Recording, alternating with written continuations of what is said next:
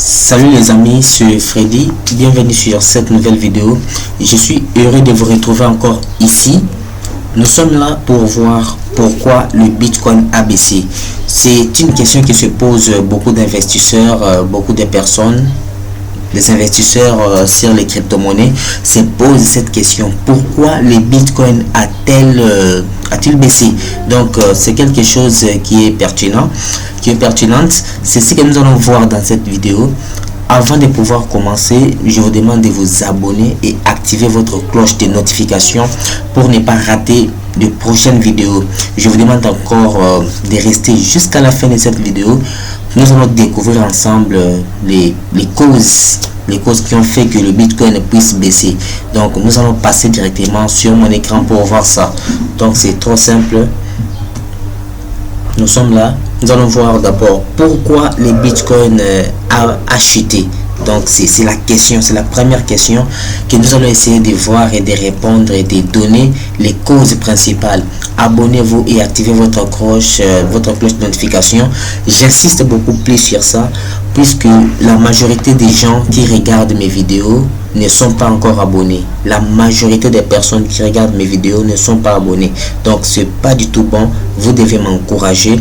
Je fais ces recherches pour vous. Je prends du temps pour mettre en place ce genre de vidéos pour vous. Donc votre encouragement me fera vraiment du bien. C'est presque ça. Merci beaucoup. On passe directement pour vous montrer. Le Bitcoin est en chute depuis plusieurs semaines. Les facteurs sont multiples. Nous allons voir ça ci-dessous. Reste juste à la fin parce que nous allons voir les points très intéressants pour les investisseurs en crypto-monnaie. Cause principale, la baisse. Donc ça c'est la cause principale de cette baisse. Cause principale, la baisse actuelle du Bitcoin est amplifiée par les déclarations du milliardaire Elon Musk et ensuite la position de la Chine. Donc il y a deux causes qui ont fait que le Bitcoin puisse baisser. Il y a d'abord les déclarations d'Elon Musk et ensuite il y a la position de la Chine.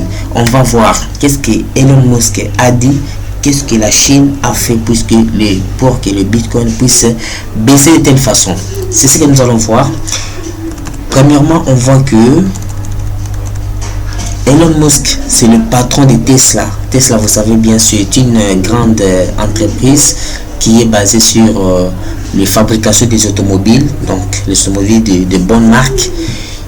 Le patron de Tesla, il y a quelques mois, il a acheté 1,5 milliard de Bitcoin en acceptant cette dernière comme moyen de paiement de ses véhicules. Le 17 mai 2021, l'homme d'affaires a fait un tweet en interdisant le paiement des automobiles en BTC. À partir de ce tweet, le Bitcoin a chuté de 15% en une journée. Une baisse qui n'était jamais arrivée depuis l'an dernier, depuis l'avril de l'an dernier. Donc c'est quelque chose qui est vraiment étonnant.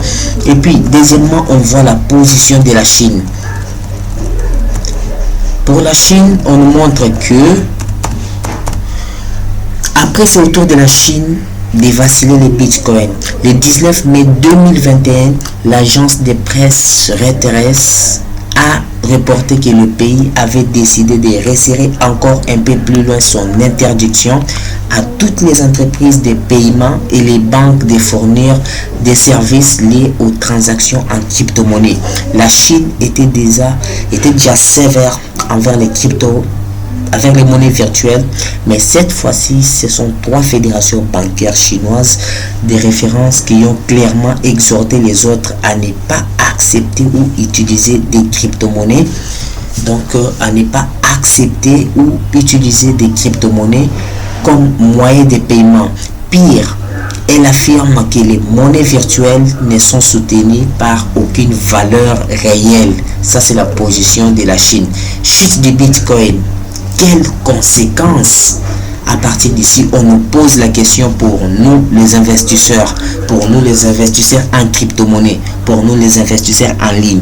Quelles conséquences sur cette chute? Quelles conséquences sur l'économie réelle? Pour le moment, la seule conséquence est pour les investisseurs dans les bitcoins, révèle Nathalie Jackson, enseignante chercheuse à Naoma Business School. Plus précisément pour ceux qui ont revendu et ont perdu de l'argent. Aucun effet boule de neige n'est observé. Nous verrions des conséquences sur les fonds d'investissement étaient largement exposés au Bitcoin, explique Nathalie Jackson. Or, ces types d'investissement restent marginaux. Quant aux banques traditionnelles, elles sont encore moins exposées à ces risques. Seule une poignée d'entre elles comme Bank of New York Mellon ou Morgan Stanley proposent à une partie de leurs clients de gérer pour eux un portefeuille en Bitcoin, une goutte d'eau seulement. Donc vous comprenez. Crypto-monnaie secouée, ici on donne une statistique, reste à voir quant à elle quel niveau la valeur du Bitcoin se stabilisera. Jeudi 20 mai, elle a enregistré déjà une remontée à près de 41 700 $. Entretien crypto-monnaie, il existe une course à la création des monnaies digitales publiques. La chute du Bitcoin a surtout secoué le monde des crypto-monnaies. L'Ethereum, deuxième crypto-monnaie en termes de valorisation, a perdu plus de 40% de sa valeur, de même que Dogecoin, autre monnaie virtuelle, qui elle a perdu 45%. En tout, la baisse récente des cours a fait disparaître 400 milliards de dollars du marché des crypto-monnaies qui est désormais évalué à peu plus de 2000 milliards de dollars selon le site Coinbase. Donc cette baisse a entraîné une perte de 400 milliards donc uniquement sur les crypto-monnaies. Avec cela, les crypto-monnaies qui est désormais évalué à peu plus de 2000 milliards de dollars. Donc vous voyez que cette baisse du Bitcoin a entraîné vraiment une perte pour nous les investisseurs. Alors sur cela, nous devons avoir des précautions, c'est-à-dire nous devons investir intelligemment.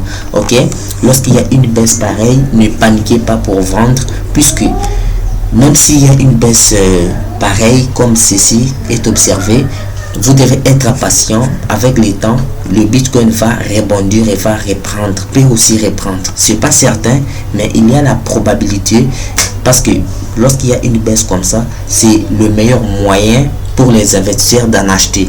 Vous devez acheter les crypto-monnaies lorsque c'est en baisse. Donc c'est le vrai moyen d'en acheter. N'attendez pas que le crypto-monnaie puisse prendre autant de la valeur pour acheter. C'est le moment d'acheter. Donc c'est presque ça. Nous sommes arrivés presque à la fin de notre vidéo. Si vous avez aimé cette vidéo, je vous demande juste de me laisser un coup de pouce bleu, liker, commenter, puis partager pour m'encourager sur ce travail que je fais pour vous. Merci beaucoup, c'est Freddy Hercule. On se voit à la prochaine fois.